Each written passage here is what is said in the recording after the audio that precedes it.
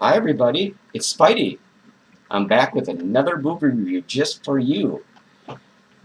We did one a couple nights ago about the movie Husk, which I thought was pretty good. So we're going to talk tonight about full moon features. I know they're not the greatest movies in the world. They're all kind of like stop animation, stuff like that, and little dolls and like demonic toys and Puppet Master movies and all that kind of stuff. But we're going to talk about the Puppet Master movies in general. I basically just got this Blu-ray in the mail. It has 3 separate Puppet Master movies in, number 1, number 2, number 3. And we have watched the first 2. I haven't seen these for 20 years.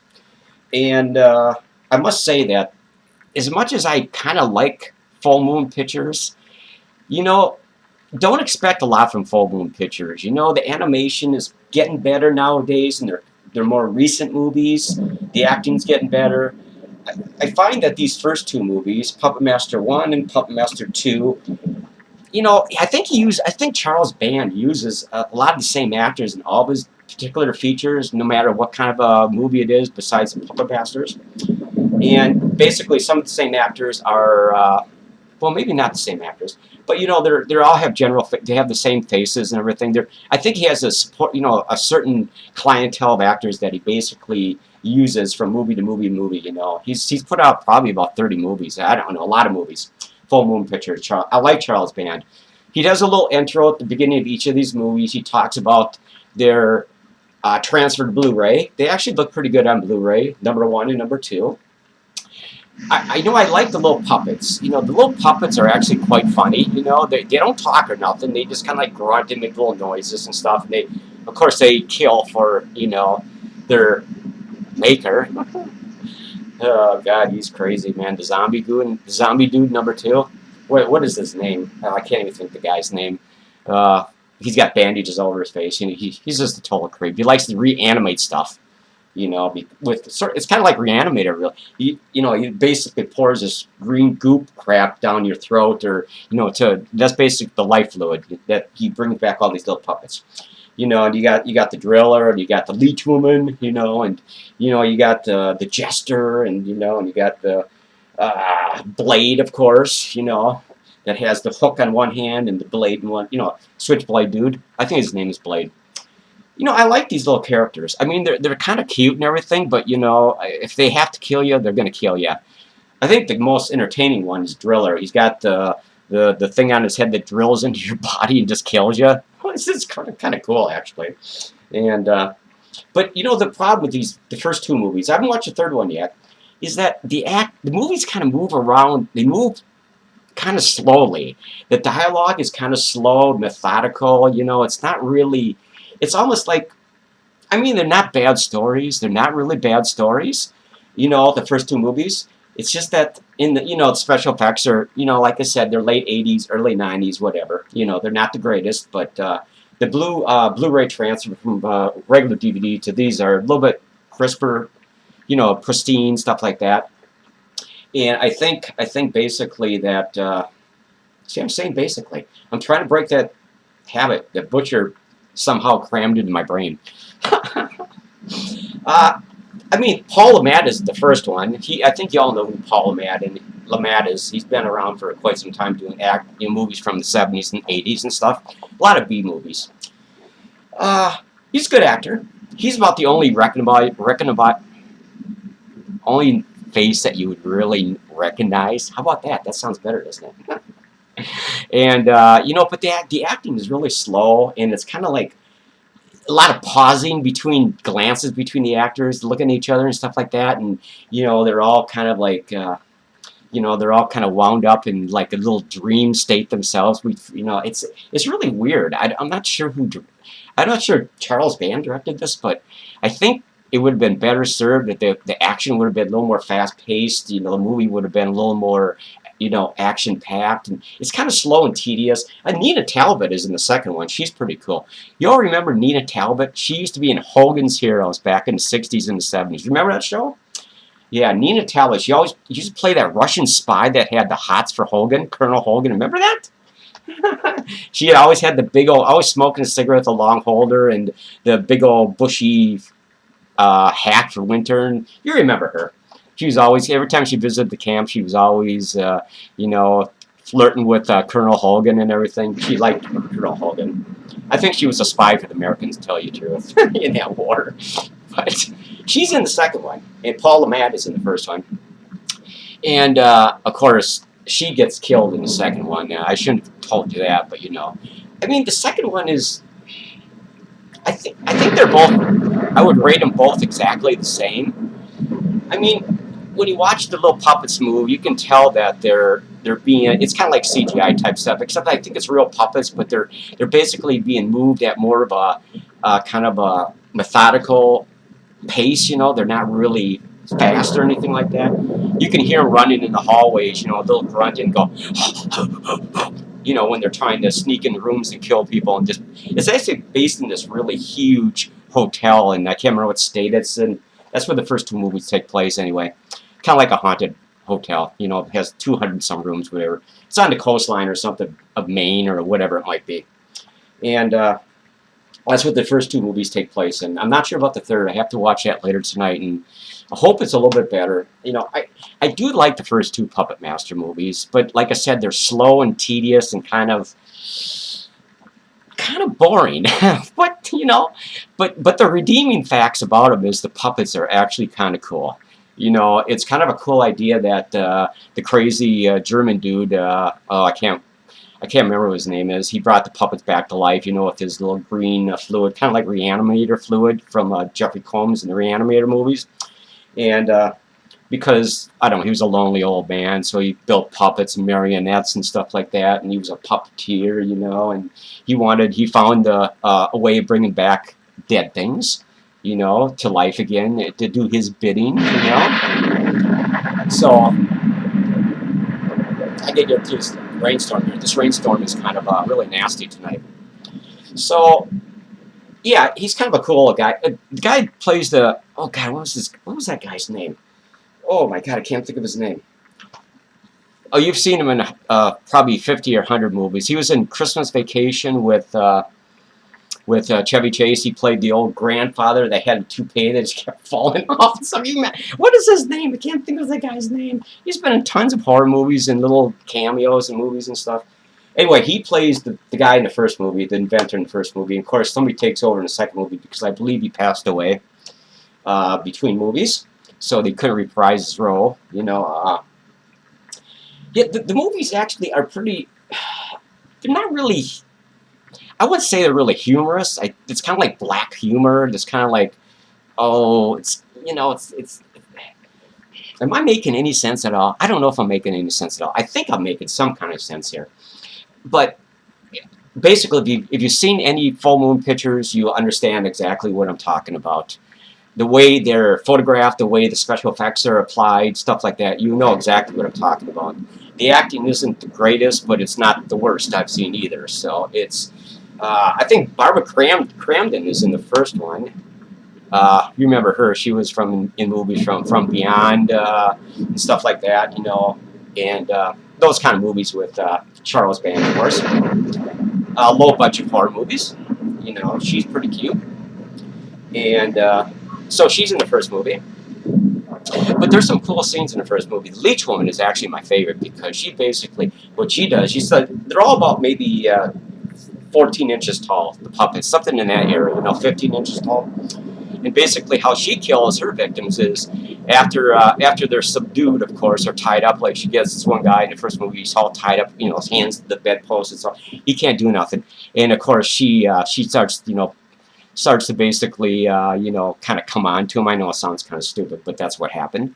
And so basically, she starts to spit out leeches on him. He's, you know, this is pretty gross. She coughs up leeches, and they basically kill you. They kind of latch onto you. She spits up a whole bunch on this guy. They're all over his body, you know, and they're just sucking his blood and everything, and just basically draining him dry. That's how she kills, you know. And then you got the tunneler. That's the guy that got the cone on his head. He sort of like born into rock. You know, he bores into your head, your flesh, and everything, and just, you know, kills you instantly.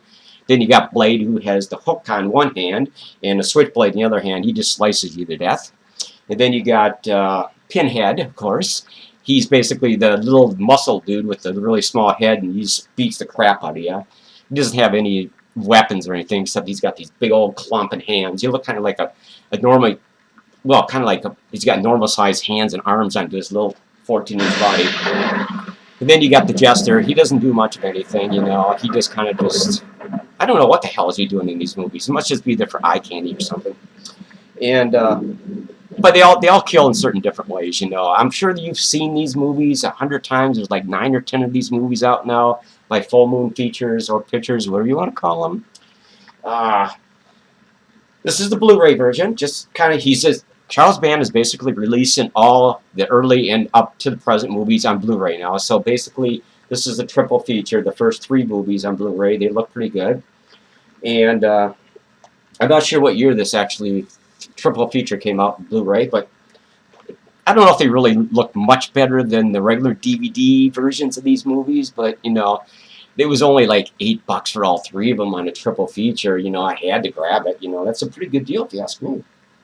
Here it is. I don't know if you can see that very well. You might be able to see that better now. There's no glare maybe from the ceiling up there. And there's the back. Let's see if I put it a little closer here. Let's see if you get that close. There it is. See, there it is. Yeah.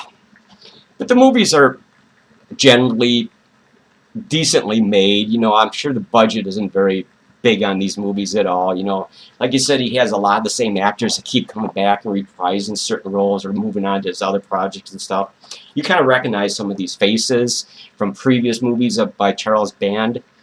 And I think his brother does the music for this, all these particular movies on Full Moon Features.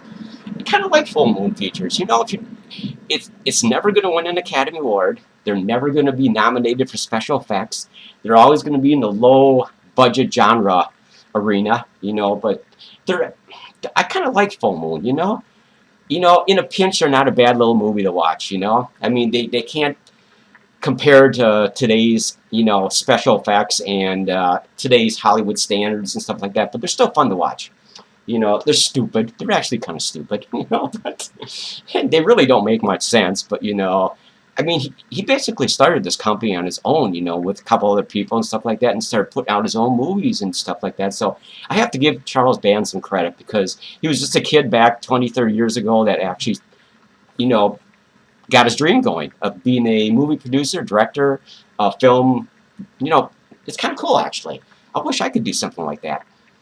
You know, I'm in all these big budget horror, superhero movies, but, you know, that's because Spider-Man is, you know, he's a superhero, and so he's got to have all that money applied to his movies and comic books and stuff like that. But, like I said, I like horror movies, you know. Spidey likes horror movies. He thinks they're pretty neat.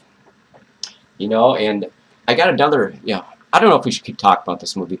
I'm not going to give too much of the killings away, but, you know, the killings are pretty basic, you know. They're nothing really, it's not too much imagination to them. They're kind of just, you know what to expect when they start killing their victims in the hotel. You know how they're going to be killed. So basically, it's kind of like that, you know. It's nothing special, nothing fancy, but they're not bad movies. Now let's rate these movies. Okay, now I give my movies a 1 to 10 Spiderwebs, and I think on these particular movies, I can't give them a really high rating, the first 2 at least, but I'm going to give them at least, let's try 5.5 on number 1 and 5.5 on number 2. That ain't a bad rating. You know, I could have just given them a 1 Spiderwebs, you know, but at least I'm giving, you know, Full Moon Features. They have put out better movies. You know, their Killjoy movies, I think, are a little bit better. And there is a new Killjoy movie coming out. I just found out. It's called Killjoy's Psycho Circus. And it comes out next year, because they just released Killjoy's, 3 years ago, called Killjoy Goes to Hell, which is, I think somebody else reviewed it here. I should review that movie myself. That's actually a pretty good movie. Or did I review it? No, I didn't.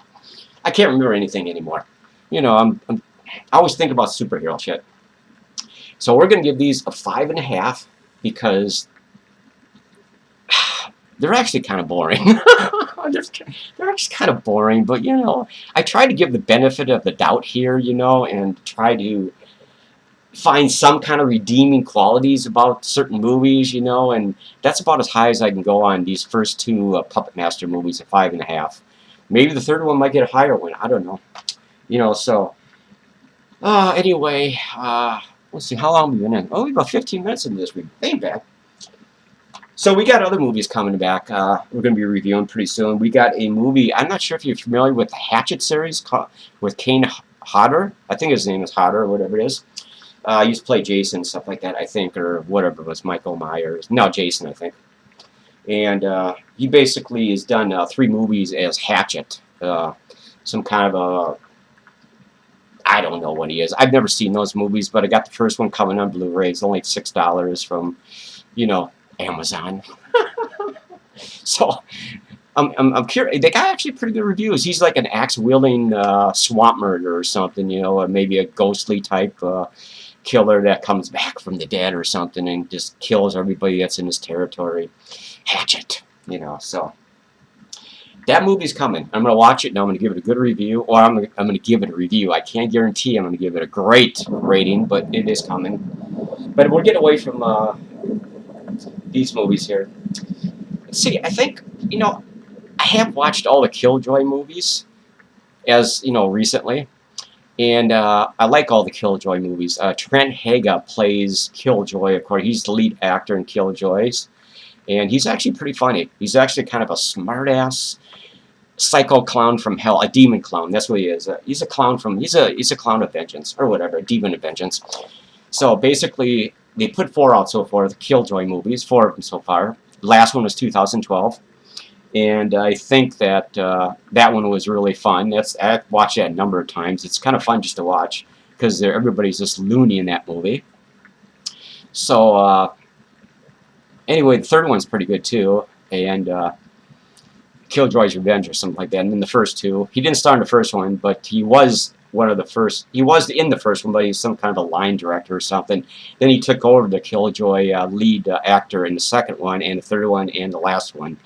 And then I just found out recently that they are coming out with a Killjoy Psycho Circus next year. It's going to be released next year. Of course, he stars in it as Killjoy. He's the only one who can play Killjoy. He's actually pretty funny.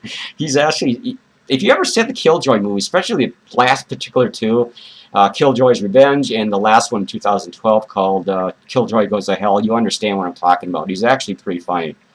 And he's just a big old smart-ass demon clown from hell, you know, and I get a kick out of him. Those movies are actually pretty good. They're better than the Puppet Master movies, I think. And the Psycho Circus one that comes out next year, or really fairly soon, 2016 they're talking about, Killjoy's new movie, I think it's going to be very fun. I think they're on the right course with the Killjoys.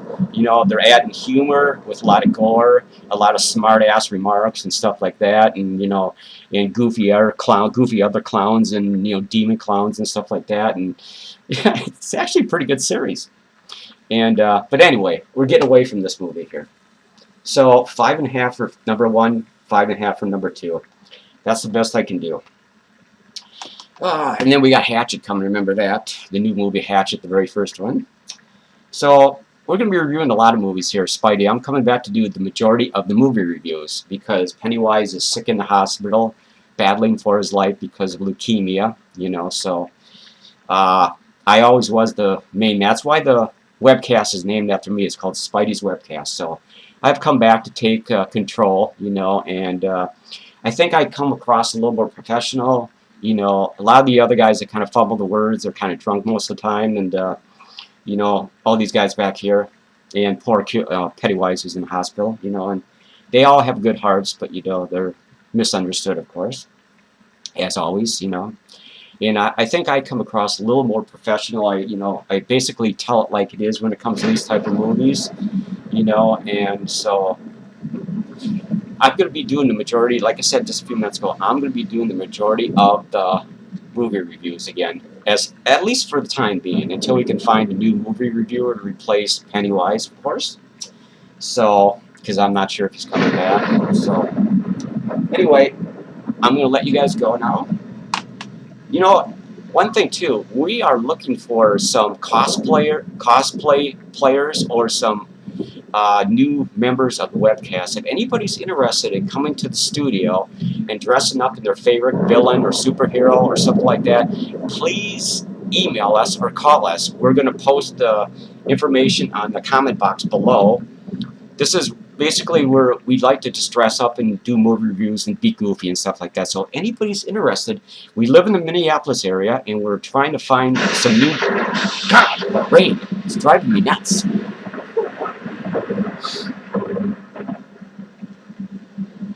Good. Anyway, we're trying to find some new members. We might have one person that might be coming down to join us in the studio here and dress up and, you know, provide some antics and stuff like that. So we are going to provide some information below. So if you're interested in joining us here in the studio, you're more than welcome. You know, it's low key. It's, you know, it's professional. We just come here and have fun. You know, we're just a bunch of big goofy kids at heart. So, you know, let me know if you're interested in doing this. You know, I know it's kind of like, why would I go to that webcast studio? I don't even know that guy. He's weird. No, we're not weird, folks. We're just having fun. Don't take this too seriously. This is just a movie review program. We're here just to have fun. We make fun of ourselves. You know, I mean, look at me. I'm the perfect idiot. If I can do this, you can do this. It's very simple to do. So if you're interested in being part of the gang here, let me know. Because we're always looking for, like I said 80 times before, we're always looking for new members. If you want to come as the Hulk, if you want to come as Venom, if you want to come as a zombie, you're more than welcome to.